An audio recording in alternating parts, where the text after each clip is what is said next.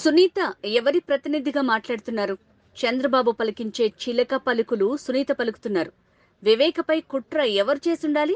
ఆదినారాయణ రెడ్డి కుట్ర పన్నాలి. వివేక మర్డర్ తర్వాత టీడీపీ ప్రభుత్వమే ఉంది. 2 నెలలు ప్రభుత్వం ఉన్నప్పుడు ఎందుకు విచారణ చేయలేదు? చంద్రబాబు ఊసిగొల్పి ఇలాంటివి మాట్లాడేస్తున్నారు అని సజ్జల రామకృష్ణారెడ్డి అన్నారు. ఈరోజు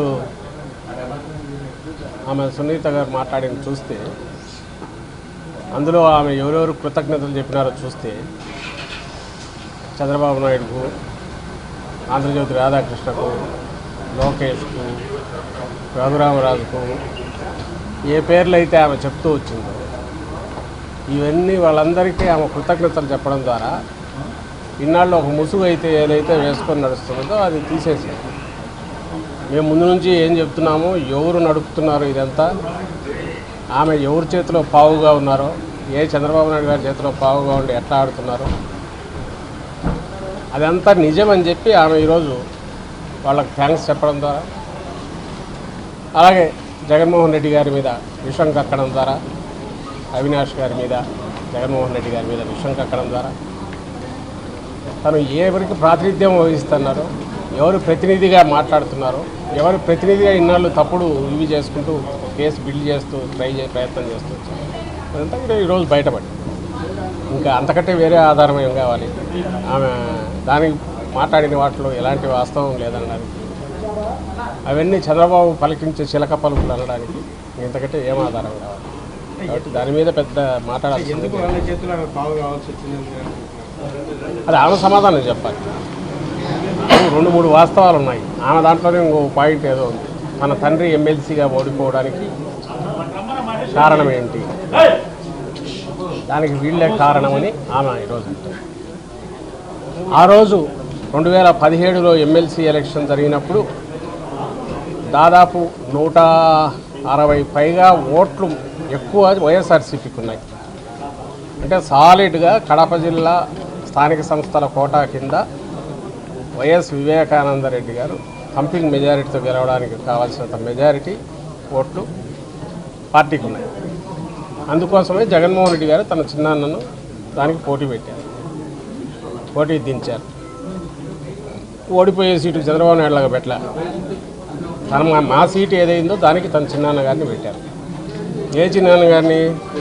ఎవరైతే జగన్మోహన్ రెడ్డి గారి తండ్రి చనిపోయిన తర్వాత రాజశేఖర రెడ్డి గారు చనిపోగానే అటువైపు వెళ్ళి జగన్మోహన్ రెడ్డి గారిని రాజకీయంగా అంతు చూడాలని పోటీకి దిగారు వివేకానంద రెడ్డి గారు. జగన్మోహన్ రెడ్డి గారి తల్లి గారి మీద, విజయమ్మ గారి మీద ఆయనను దగ్గరికి తీసుకొని ఆయన అలాగే వచ్చి కలిసిపోయారు పార్టీలో. అన్నీ అంతకుముందు ఏమేం చేశారో అవన్నీ పొరపాటు అని గ్రహించారు, ఓపెన్గా చెప్పారు, వచ్చేశారు. అంతే ఇదిగా దగ్గరగా ఈయన తీసుకున్నారు. ఆయన అడగకుండానే ఆయన ఎమ్మెల్సీగా పోటీ పెట్టారు. ఆయన గెలిచి ఉండాలి సునాయాసంగా 160 ఓట్ల మెజారిటీతో, పైచిలుకు ఓట్ల మెజారిటీ. అలాంటి వ్యక్తి మీద పోటీ చేసింది టీడీపీ నుంచి ఎవరు? ఈరోజు ఎవరైతే వీళ్ళు థ్యాంక్స్ చెప్తున్నారో ఆ ముఠాకు చెందిన బీటెక్ రవి. అతను గెలిచి తన తండ్రి ఓడిపోయినందుకు కుట్ర అంటూ పన్నితే ఎవరు పన్నిండాలి? బీటెక్ రవి కానీ, లేకుంటే అప్పుడు మా దగ్గర నుంచి ఫిరాయించి అవతల ఉండి మంత్రిగా ఉన్న ఆదినారాయణ రెడ్డి కానీ చేశారు. వాళ్ళను సహజంగానే వాళ్ళకు అవకాశం ఎక్కువ ఉంది వివేకానంద రెడ్డి మీద ఏదైనా ఇది ఉండడానికి. వివేకానంద రెడ్డి గారికి కోపం ఉంటే వాళ్ళ మీద ఉంది. అందుకోసమే ఆయన ఎన్నికల్లో 2019 ఎన్నికల్లో అవినాష్ రెడ్డి గారి తరఫున అవిశ్రాంతంగా ప్రచారం చేస్తున్నారు. ఓ పార్టీ సీనియర్ నాయకుడు ఎట్టున్నాడో అటు చేస్తున్నారు. అలాంటి వ్యక్తి మీద ఎవరైతే హత్య కారణమై ఉండడానికి అవకాశం ఉందో బీటెక్ రవి కానీ, ఆ పార్టీకి చెందిన ఎవరైతే ఓడించిన చంద్రబాబు కానీ వాళ్ళకు అవకాశం ఉందో, వాళ్ళు కాదు ఇంట్లో వాళ్ళే అని ఈమె సంవత్సరం తర్వాతనో ఎప్పుడో ప్లేట్ ఫిరాయించి వాళ్లతోనే జట్టు కట్టి ఇన్నాళ్ళుగా యుద్ధం చేస్తూ ఈరోజు వాళ్ళకు థ్యాంక్స్ చెప్తూ ఓటు వేయద్దని ఒక పొలిటికల్ నినాదం కూడా తీసుకోవడంలోనే ముందు నుంచి ఎలాగ కుట్రపూరితంగా జరుగుతూ వచ్చిందో అక్కడే అర్థమవుతుంది. రెండవది, కేసు ఆ రోజు మర్డర్ జరిగింది మార్చి 15 అనుకుంటా, నాకు గుర్తుంది. తర్వాత మే 30 వరకు కూడా ఆ ప్రభుత్వమే ఉంది. ఆమె మాటల్లోనే ఉంది హత్య కేసు జనరల్గా వారం రోజుల్లో తేలిపోతుంది. మరి ఎందుకు తేల్చాలి చంద్రబాబు నాయుడు? ఈమె మిత్రుడే కదా. ఎవరికైతే థ్యాంక్స్ చెప్తుందో ఆయనే కదా ఆ రోజు అధికారంలో ఉన్నది. ఆ రోజు అధికారంలో ఉన్న చంద్రబాబు నాయుడు ప్రభుత్వం తర్వాత ఏప్రిల్ మే అంటే దాదాపు 2-2.5 నెలలు ఆ ప్రభుత్వమే ఉన్నప్పుడు ఆలోగా ఇన్వెస్టిగేషన్ పూర్తి చేసి ఎందుకు కేసును ఒక లాజికల్ ఎందుకు పుష్ చేయలేదు, కంక్లూడ్ చేయలేకపోయింది? దానికి ఆన్సర్ ఇవ్వాల్సిన చంద్రబాబు నాయుడు, అడగాల్సింది ఆమె. తలా తోక లేకుండా తల చెడిపోయి ఏం మాట్లాడుతున్నామో తెలియకుండా మాట్లాడుతున్నది అయితే కాదు. ఈరోజు పూర్తిగా ఓ రాజకీయ కుట్రతో ఆమె అక్కడికి వెళ్ళి ఢిల్లీలో ప్రెస్ కాన్ఫరెన్స్ పెట్టారని అర్థమవుతుంది. ఎన్నికలు దగ్గరకు వస్తున్నాయి కాబట్టి చంద్రబాబు నాయుడు ఉసిగొల్పి ఇంకొకరితో ఇలాంటివి మాట్లాడించడం, ఆయన అస్త్రాలన్నీ ఓటౌట్ తీసుకుని ఏ రకంగా ఇది చేస్తున్నారు, ఇది ఒక ఉదాహరణ మాత్రమే అవుతుంది. ఎన్నికల్లో పోటీ కూడా చేస్తున్నారు. వైసీపీ అభ్యర్థులంతా స్మగ్లర్లు, గోండాలు ఉన్నారని చెప్పేసి చంద్రబాబు నాయుడు ఆరోపిస్తున్నారు. వైసీపీ అభ్యర్థులంతా కూడా స్మగ్లర్లు, గోండాలు అని ఆయన జగన్మోహన్ రెడ్డి గారిని అంటున్నారు. ఆ తర్వాత వైఎస్ఆర్సీపీ మరి వాళ్ళల్లోనే బయటకు పోయిన వాళ్ళని తీసుకుంటున్నారు. మరి వాళ్ళంతా గుండాలు వాళ్ళు అయితే వాళ్ళు పోగానే బయటికి పోగానే స్వచ్ఛమైన వాళ్ళు అయినారేమో ఆయనే చెప్పాలి, లేదా జనసేనలో తీసుకుంటున్న వాళ్ళు చెప్పాలి. ఎలక్షన్లు వస్తున్నాయి, ఎన్నికలు వచ్చినప్పుడు ప్రజలకు ఏం చేస్తామో లేదా ప్రజలకు మేమేం చేయలేకపోయామో ఎత్తి చూపి వాళ్ళేం చేయగలరో చెప్పిపోవాల్సింది, అది వదిలేసి అసలు ఊరిక తిట్లు బూతులు తప్ప ఏం లేకుండా మాట్లాడేవాళ్ళం. వాటి గురించి మీరు అడగడం నేను సమాధానం ఏం చెప్తాను. సునీత కూడా ఎన్నికల్లో పోటీ చేస్తున్న ప్రచారం వస్తుంది. మంచిదే కదా. ఇప్పుడు పొలిటికల్ సైడ్ తీసుకున్నాక ఎన్నికలకు 40-50 రోజుల ముందు ఆమె బయటకు వచ్చి ఒక స్టాండ్ తీసుకొని సిబిఐ కోర్టుల మీద అన్నిటి మీద ఇచ్చేస్తూ ఈరోజు ఎన్నికల్లో కూడా పోటీ చేయాలంటే చేయడం మంచిదే కదా. జనం డిసైడ్ చేస్తారు. ఆయన కూడా ప్రజా కోర్టులో కరెక్ట్, మంచిదే. కానీ నాకు తెలిసి ఎవరు ఓ హత్య గురించో జగన్మోహన్ రెడ్డి గారు కూడా తన మీద పెట్టిన తప్పుడు కేసులే చూసి నాకు ఓటు వేయండి వాళ్ళు తప్పుడు కేసులు పెట్టారని పోలే, ప్రజల ఇష్యూస్ మీద పోయాడు. చంద్రబాబు నాయుడుకి అదే అప్లై అవుతుంది. నన్ను అరెస్ట్ చేశారని ఏడ్చుకుంటూ పోయి అందువల్ల నన్ను ఎన్నికల్లో గెలిపించండి, అరెస్ట్ చేసిన వాళ్ళంతా మమ్మల్ని తగిన వాళ్ళంతా దొంగలు, మా వాళ్ళని ఎవరిని అరెస్ట్ చేయకూడదు, ఈరోజు నిన్న పట్టుకున్నారు ఒక కొడుకుని చేస్తే కూడా అదే స్టాండ్ తీసుకుంటున్నారు. అంటే ఏ చట్టము ఎలాంటివి మాకు అప్లై కాకూడదు అనుకునే బాపతు వాటి ఆధారంగా ప్రజలు నిర్ణయం తీసుకొని వాళ్ళకు ఓటు వేయాలి, జగన్మోహన్ రెడ్డి గారికి వ్యతిరేకంగా వేయాలనే ఆగింత మాటలు ఏవైతే మాట్లాడుతున్నారో ఇలాంటి వాళ్ళంతా ఈరోజు ఈమెతో సహా, దానికి ప్రజలకు సంబంధం ఏముంది? చట్టాలు ఉన్నాయి, కోర్టులు ఉన్నాయి, తెలుసుకోవాల్సింది.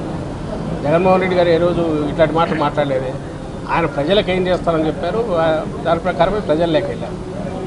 చంద్రబాబు నాయుడు కూడా అలాగే వెళ్ళాలి, లేదా వివేకానంద రెడ్డి కుమార్తె సునీత గారు పోయినా అలాగే పోవాలి, ఇంకోరు పోయినా అలాగే పోవాలి. ప్రజలు కోరుకునేది అది. కానీ నాకు అన్యాయం జరిగిందని తప్పుడు ఆరోపణ చేసి అందువల్ల మీరందరూ ఆయన శిక్షించండి, లేకపోతే మీరంతా కూడా ఇదని చెప్పి ప్రజలను నిందించడం, అసలు అది ఎంతటి అలుసు ఉందో వీళ్ళకి నాకు అర్థం కావట్లేదు. కానీ ప్రజలన్నా వాళ్ళ నిర్ణయం అన్నా కూడా, లేదా డెమోక్రసీ అనే ఎలక్షన్లన్నా వాళ్ళకు జరిగిన తప్పు ఏదైనా ఇది జరిగితే ఆ జరిగిన దాంట్లో కూడా అనుమానాలు ఉన్నాయి. ఎవరెవరు రోలు ఉన్నాయంటే వాళ్ళ కుటుంబ సభ్యుల రోలు కూడా ఉందేమో అని అనుమానం ఉంది అందరికీ.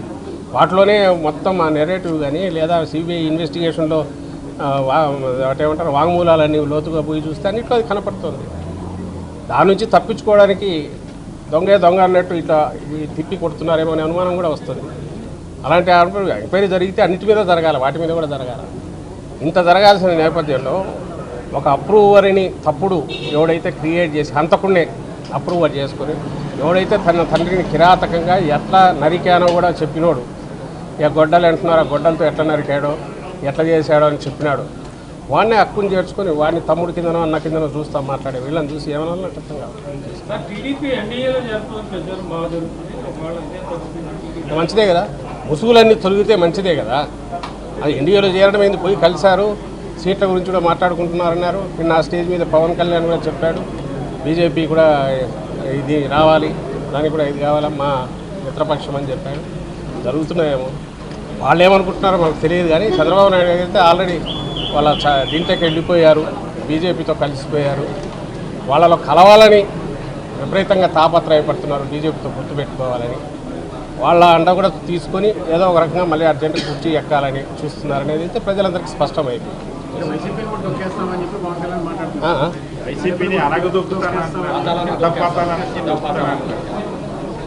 అదేదో సినిమాలో ఉంది, భాష ఒకసారి చెప్తే 100 సార్లు అన్నట్టు. ఈయన 24 సీట్లు అంటే 240 అనుకుంటే ముందు పోటీ పెట్టడానికి ఆయన లేదని, ఆయనేమో పక్క మాకు శక్తి ఉందా, మనకు కార్యకర్తలు మనకున్నారా, బూత్ స్థాయిలో వీళ్ళందరికీ భోజనాలు పెట్టాలి కదా, దానికి డబ్బులు ఉన్నాయా, టీడీపీతో పోటీ పడగలమా అని అన్న వ్యక్తి 24 సీట్లు గెలిచేవి చూస్తానని చెప్పి మొన్న ఎప్పుడో నేను సాక్షి పేపర్లోనే చదివిన. ఆ 24లో కనీసం ఒక 7 వీళ్ళకు 30,000 దాటిన 15 సీట్లలో ఒక 7 టీడీపీ పోటీ చేస్తుంది. అంటే నువ్వు విన్నింగ్ సీట్స్ అంటే విన్నింగ్ ఛాన్స్ ఉందో బలమైన సీట్లని ఆయన అనుకుంటే ఆ 30,000 వచ్చిన వాటిలో పోటీ పెట్టాలా? అవేమి ఇవ్వలే. ఆ నెల్లిమర్ల 7,000 వచ్చినవి, 4,000 వచ్చినవి, ఇట్లాంటి ఒక్కటే ఇచ్చినట్టున్నాడు. కాకినాడ రూరల్ ఒకటే ఐ థింక్ అప్పుడు కన్సిడరబుల్ ఓట్లు వచ్చింది ఇచ్చినట్టున్నాడు చంద్రబాబు నాయుడు. మిగిలినవన్నీ ఎగైతే పోతాడో గ్యారంటీగా. చంద్రబాబు నాయుడుకు అనుమానం ఉందో అలాంటి చోట తను 24 ఇచ్చాడు. ఆ చీటీ చూడలే ఎంత ఉందో. ఈయనేమో బాగా నీట్గా పవన్ కళ్యాణ్ గారి అలా రంగుల ఫోటో పెట్టుకున్నాడు. ఎందుకంటే ఆయన ఓట్లు కావాలి కాబట్టి ఆయనకున్న ఓట్లు. గాజు గ్లాసు కూడా బొమ్మ పెట్టాడు చంద్రబాబు నాయుడు. ఈయనకేమో 5 ఒక మెడికల్ షాప్లో రాసిస్తాడు చిత్తుకాయటం మీద ప్రిస్క్రిప్షన్. అట్లాంటి దాని మీద రాసిచ్చే అది పెట్టుకుని వచ్చి చదువుకొని ఈయన వచ్చి నేను వామనావతారం అధపతాళం తొక్కుతా బలి చక్రవర్తి ఇది అని చెప్పి ఇవన్నీ మాట్లాడితే ప్రజలు దేంతో నవ్వుతారని అది కూడా లేకపోతే ఎట్లా వీళ్ళకి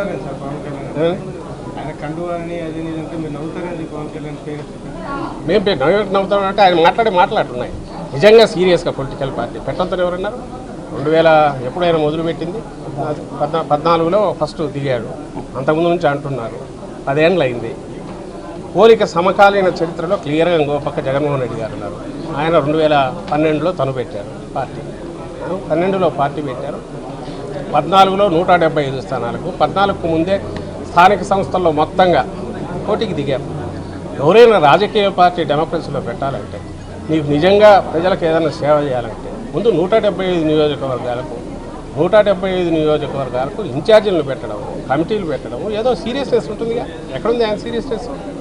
ఈయన చెప్పి స్టేట్మెంట్ రాసిస్తే చదవడము, ఈయనకు అవసరమైన ఇప్పుడు బయటికి రావడము, మళ్ళీ లోపలికి వెళ్ళిపోవడం, 6 నెలలకు 2 నెలలకు ఒకసారి ఇచ్చుకోవడం, సీరియస్నెస్ ఎక్కడ ఉంది? ఈరోజు మనకు లేదు కదా. మనం ఎదిగే పార్టీ అంటే ఆయన కూడా విజన్ 2070 ఏదో పెట్టుకొని జనసేన విజన్ 2070 అప్పటికి మేము ఇది చేస్తామని ఏదైనా పెడితే పెట్టుకోవాలి. అలాంటిది లేకుండా ఊరికి మా మీద తిట్టి సినిమా డైలాగులు పని చెప్పి ఇవి చేయడం బట్టి ఎవరి కోసం పని చేస్తున్నారో అర్థమవుతుంది. ఇక్కడికి వచ్చేది నాకు కనపడేది ఏంటంటే చంద్రబాబు నాయుడు ఇద్దరిది క్యాచ్ 22 అని ఉంటుంది. ఇటు వెనక ముందుకు పోలేని పరిస్థితి. ఆపు ఓట్లు రావాలా బాగా, అవి ఆయన తరఫున అవన్నీ మొత్తంగా తనకు రావాలా. చంద్రబాబు నాయుడు రావాలంటే పవన్ కళ్యాణ్ ఇమేజ్ బాగా పెంచాలా. అది కొంత పెంచినారు. లార్జర్ దాన్ లైఫ్ సైజ్ ఇది క్రియేట్ చేశారు ఆ ఎల్లో మీడియా వాళ్ళందరూ కలిసి. మరి అంతైనాక ఎక్స్పెక్టేషన్స్ పెరుగుతాయి. ఆయన అభిమానులు లేక ఎవరన్నా నిజంగా ఓట్లు వేయాలనుకున్నారు, మరి నువ్వు సీఎం అవుతావా అని వాళ్ళకి దానికేమో అవకాశం లేదు. సో ఇప్పుడు ఏం చేయాలి? అందువల్ల ఇక్కడికి వచ్చేసరికి ఆ ఆశలు అంత పెరగకపోతే ఓట్లు రావు, పెంచకపోతే. అవి పెంచిన తర్వాత సీట్లు ఇవ్వకపోతే వాళ్ళ అక్కడ నుంచి అంతే బూమరాంగ్ అవుతుంది, అంతే నెగటివ్ బ్యాక్లాష్ వస్తుంది. అది ఈరోజు కనపడదు. అల్టిమేట్ రిజల్ట్ మేము ముందు నుంచి ఏం చెప్తున్నాము అదే జరుగుతుంది. ముందు నుంచి ఏం చెప్పాము, ఈయన ఆయన జోబులో లేదా ఆయన కీ ఇస్తే ఆడేది, ఆయన పెట్టుకున్న అవుట్ సోర్సింగ్ ఏజెన్సీ లాంటిది, దాని నుంచి కావాల్సిన లాక్కోవడం ఒకటే. ఈయన దాని బదులు ఈయన పార్టీలో పెట్టుకుంటే సరిపోతుంది. పార్టీలో పెట్టుకుంటే అంటే వాళ్ళు ఎవరు ఈ పార్టీకి ఓటు వేయరు. దానికోసం ఈ ముసుగు వేసాడు. ముసుగు తీయగానే ఈ బ్యాక్లాష్ మొదలైంది.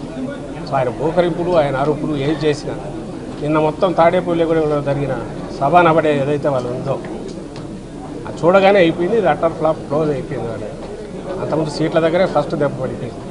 రెండోది ఆ సభ పెట్టుకున్నారు. ఫస్ట్ సభ అనుకుంటా ఇది లిస్ట్ ప్రకటించారు. అది మొత్తం ఫ్లాప్ షో అయ్యేసరికి ఇంకా అసలు వీళ్ళది ఏం లేదనేది కనపడుతుంది. రేపు రిజల్ట్స్ కూడా అదే వస్తాయి. మా దీనికి సంబంధించినంత వరకు టాలీ కూడా మేము అనుకున్న టార్గెట్ రీచ్ అవుతుంది. అంటే కాపు నాయకులు కూడా అభ్యంతరం వ్యక్తం చేస్తున్నారు సార్. హరిరామ్ చౌదరి లాంటి వ్యక్తులు కూడా లెటర్ రాస్తారు. కనీసం జైల్లోకి వెళ్ళి అవుట్లెట్గా వచ్చి కూడా కాబట్టి 24 సీట్లకే పరిమితం అయ్యారని చెప్పి అదే మేమంటున్నది. అదే ఎవరైతే వాళ్ళకు నిజంగా ఆయన అభిమానించే వాళ్ళు, లేకపోతే ఆ సామాజిక వర్గం వాళ్ళకు ఏమన్నా ఇది ఉంటే ఆయన కావాలని కోరుకుంటారు. కానీ పవన్ కళ్యాణ్ గారిని చంద్రబాబు వేయడానికి ఈయనకుంటే ఉండొచ్చు రీజన్స్.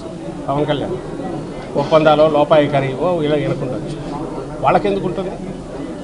వాళ్ళకి ఈరోజు హోప్ పెట్టుకున్నారు. మేము చెప్తున్నాం ఇవి కూడా 20-30 ఉంచని. ఆయన అందుకే ఈయన సన్నాయి నొప్పులు నొక్కుతున్నారు పవన్ కళ్యాణ్. 6 నెలల నుంచి సీట్లు ముఖ్యం కాదు, మనం ఎంతసేపు ప్రజాసేవ ముఖ్యం, ప్రజల తరఫున క్వశ్చన్ చేయడం అవసరం అని అంటున్నా కూడా వాళ్ళకి ఎక్కల. ఇప్పుడు ఫైనల్గా ఇది కనపడింది. ఎప్పుడైతే వాళ్ళు ఎక్స్పెక్ట్ చేశారో వాళ్ళు షాక్ తింటారు, ఖచ్చితంగా డిసప్పాయింట్ అవుతారు. అదంతా ఈరోజు రిఫ్లెక్ట్ అవుతుంది. నమస్తే